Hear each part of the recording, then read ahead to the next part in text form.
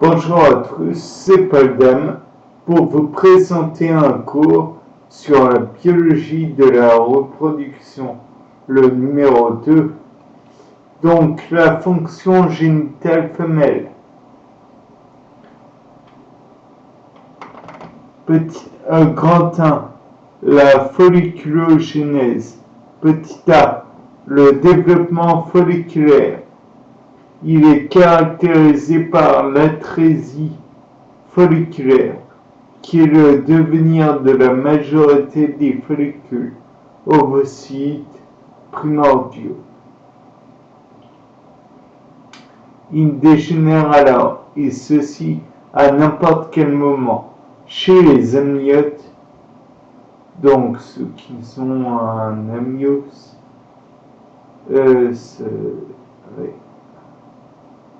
c'est quand on a la poche contenant le liquide amniotique. Perdre les os, c'est perdre le liquide amniotique. Le pourcentage d'atrésie est de 80 à 99% pour les ovocytes primordiaux. Cette atrésie s'opère jusqu'à la puberté. Après, le nombre de follicules qui ovulent n'en est qu'une petite fraction. En effet, chez la femme, 300 à 400 follicules ovulent sur 6 fois 10 puissance 6, ce qui fait 6 millions. Cellules germinales au 6e mois de la vie embryonnaire, soit un pourcentage de 0,5 fois 10 puissance moins 5. Donc 0,0000005. Beaucoup. Le développement folliculaire basal comprend les follicules primordiaux en passant par les follicules pré-antraux, durée de 130 jours entre les deux chez la brebis, bonjour de lit, jusqu'au follicule préovulatoire, 40 jours chez la brebis entre les deux. Débute grâce aux cellules stromales qui vont sécréter les morphogènes BMP4 qui vont être réceptionnés par les cellules folliculaires qui vont sécréter du KITLG pour donner l'ovocyte 1. L'AMH est une protéine produite par les embryons femelles et par les follicules typiques du follicule primaire. On considère alors que l'AMH est un marqueur de la réserve ovarienne, puisque plus la quantité de follicules primaires sera importante, plus on aura d'AMH. L'AMH, pour ceux qui se le demandent, c'est l'hormone anti-mullérienne. À se rappeler des canaux de Wolff que l'on a avant la naissance et des canaux de Muller. La croissance folliculaire terminale dure de 2 à 3 jours chez la brebis, a lieu des follicules préovulaires à l'ovulation, subit plusieurs phases. Une phase de recrutement est dépendante de la phase de recrutement.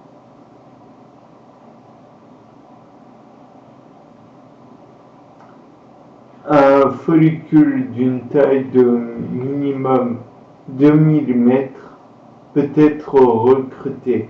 Chez la vache, on peut en avoir entre 3 et 10, alors que chez la truie, on en a de 30 à 40.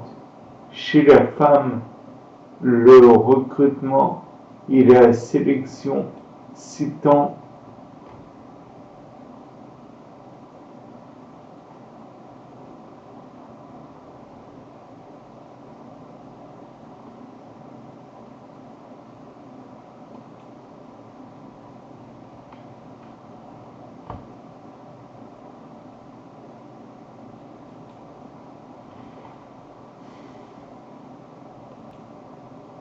petite erreur, s'étend sur 15 jours.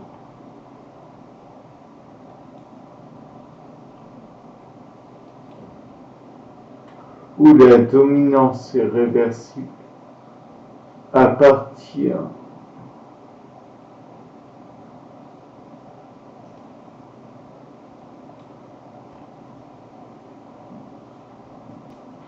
du 8e jour. Une phase de sélection au cours de laquelle un seul follicule va être sélectionné. Chez la brebis, on peut avoir 2 follicules préovulatoires de sélectionner pour aller en ovulation. Une période de dominance où le follicule va aller en ovulation, tandis que les autres vont entrer en atrésie.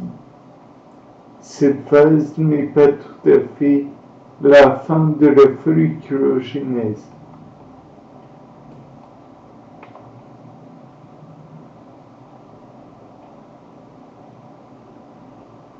Deuxième point, phase de croissance et de maturation de l'ovocyte.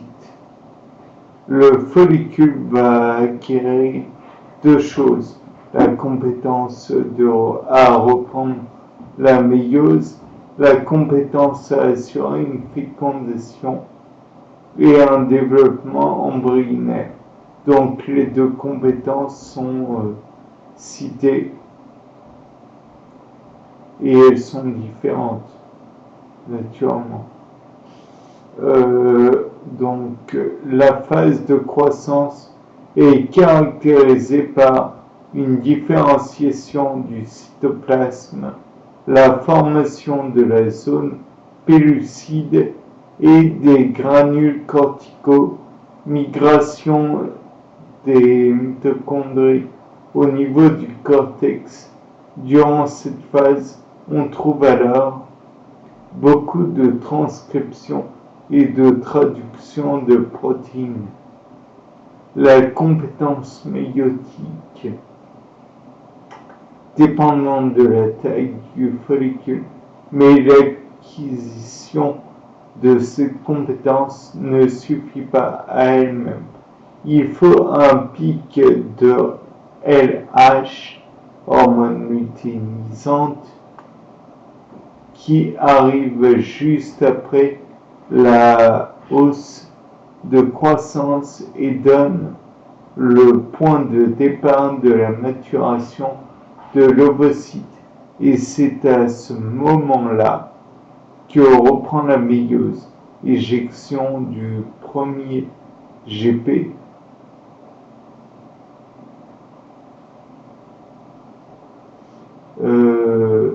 jusqu'en métaphase 2 et l'ovulation. Grand 3, l'ovulation, elle est dite induite par le pic de LH, donc par un signal hormonal produit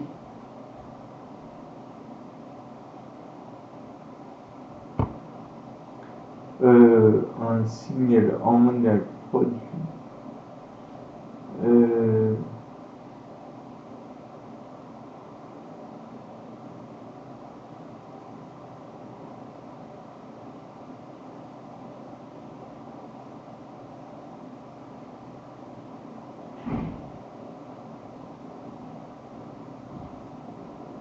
par l'hypophyse.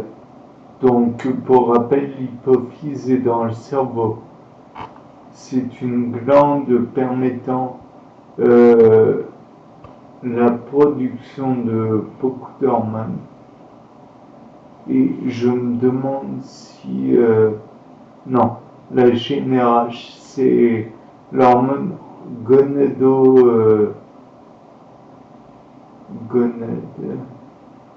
Donc, c'est le lien entre l'hypothalamus et l'hypophyse.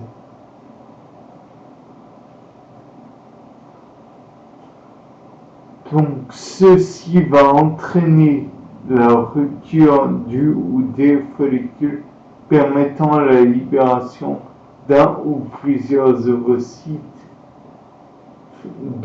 fécondables.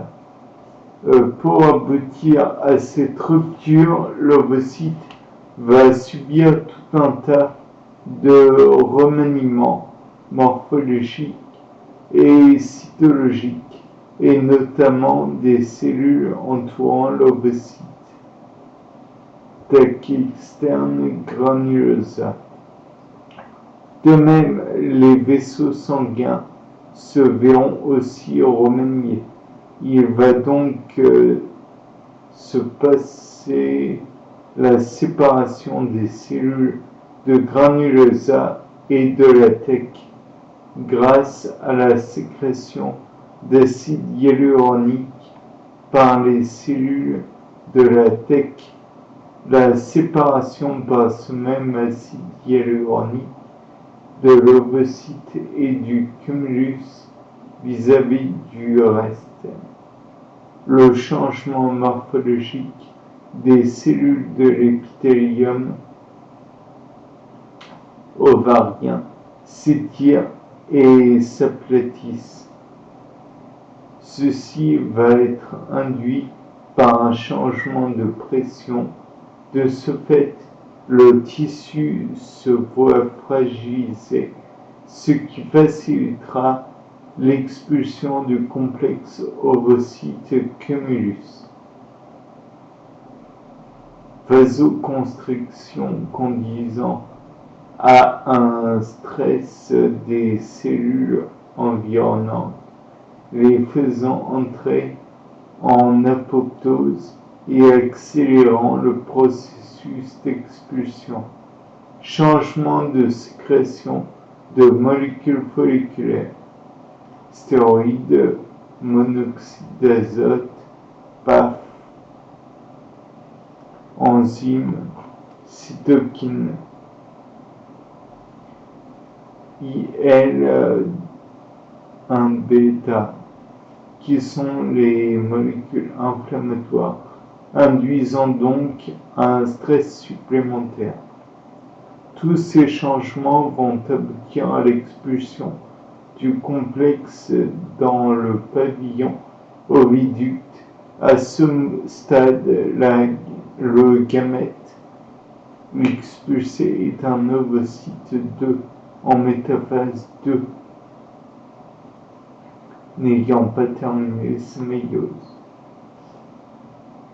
L'œstrus, attention, c'est important, c'est un comportement d'excitation du chevauchement par la femelle.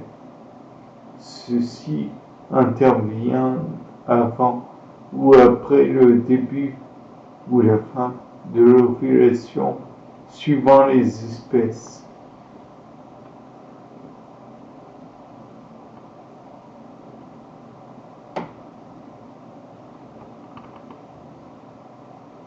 Le corps jaune. Le corps jaune est le résultat d'un follicule qui a subi les modifications morphologiques et fonctionnelles. On distingue deux types de corps jaune. Le cyclique a subi une phase de lutéinisation, donc avec l'hormone LH, qui est une phase de croissance, transformation morphologique et fonctionnelle des cellules de la tête interne et de la granulosa due à la sécrétion de progestérone. Pas besoin d'ovule en plus si le corps est déjà en gestation. Le gestatif est le corps jaune qui reste quand on est en gestation. Le corps jaune connaît une inhibition de la lutéolyse avec un maintien de stimuli hormonaux lutéotrophes. Le corps jaune est fait de grandes cellules lutéales issues de la transformation des cellules de la granulosa et de petites cellules lutéales issues de la tête interne. L'hormone produite par ce corps jaune est principalement de la progestérone. On peut faire le lien entre progestérone. Donc, si on décompose le terme pro avant, gestérone, ce qui fait penser à gestation. Donc, avant la gestation, on prépare le couvain pour le fœtus. Ces phases répondent à des facteurs permettant la transformation des cellules de la tête et de la granulosa, lutéinisation, lutéotrophie, induite par la LH et la prolactine, lutéolyse si pas de fécondation mène à la régression du corps jaune où la progestérone va baisser, ce qui va faire que l'endomètre va pouvoir se desquamer. Elle est induite par des facteurs lutéolytiques tels que la prostaglandine et l'ocytocine produite par l'hypophyse. L'HCG est produite par le trophoblaste pour maintenir la production de P4 par le corps jaune gestatif. Le trophoblaste est un tissu embryonnaire qui est dans le blastocyte. C'est lui qui donnera le placenta. La production de progestérone à la base élevée va diminuer pour le corps jaune. Il n'en a plus besoin donc de préparer le milieu, donc il va la diminuer. Va diminuer pour le corps jaune cyclique, mais elle va être relancée par la production de l'hormone gonadotropine HCG.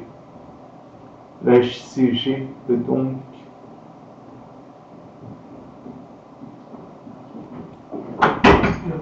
des exercices un petit peu. Des exercices. Hein? Oh. Je te parle.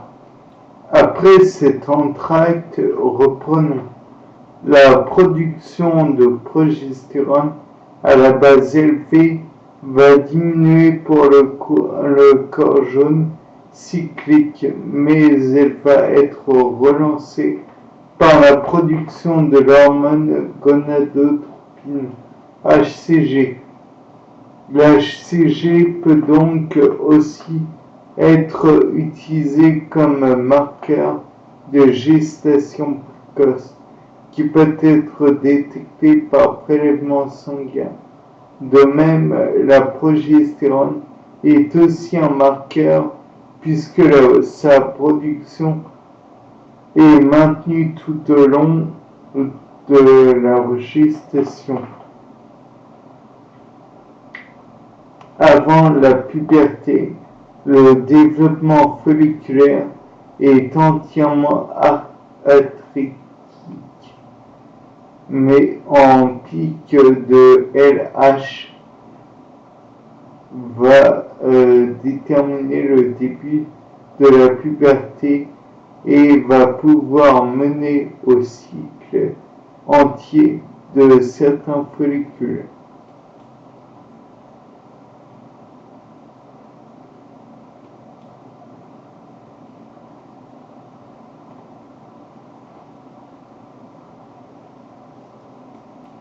C'est la puberté et le développement folliculaire.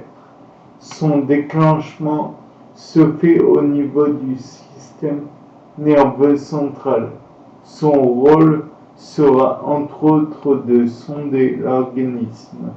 La puberté est déclenchée par l'hypothalamus qui va donc sonder l'organisme en mesurant certaines hormones qui vont traduire un état physiologique de l'organisme.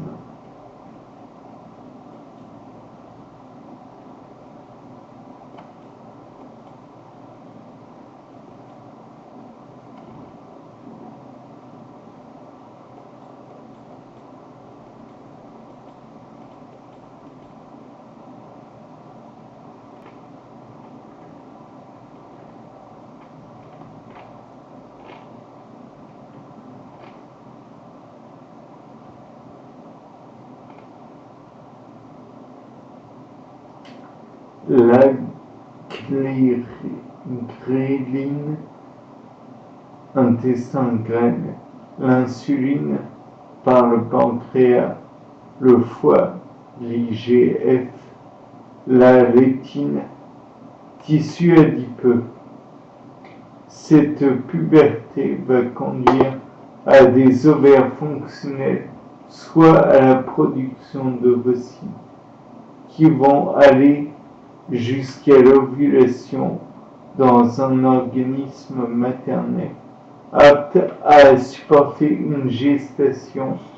Pour cela, est réglé par des hormones faisant partie de l'axe gonadotrope et l'axe hypothalamo-hypophyso-gonadique. L'hypophyse ne fait pas partie du cerveau, mais est située à sa base. L'hypothalamus va produire de la GnRH, complexe hypothalamo-hypophysaire, qui est une neurohormone produite dans les corps cellulaires des neurones de cette partie. Les neurohormones vont alors passer dans le système porte et vont être reçues par les cellules gonadotropes qui vont produire des hormones gonadotropes LH et FSH. FSH, hormones folliculostimulantes. Elles-mêmes vont aussi passer dans le système sanguin général par un dosage plasmatique. On peut les voir. La LH et la FSH vont alors pouvoir réguler les fonctions ovariennes, exocrines, expulsion de gamètes et endocrines, production de stéroïdes, œstradiol et progestérone. Leurs cellules cibles vont être FSH granulosa et la LH pour la tech interne. Fin du cours.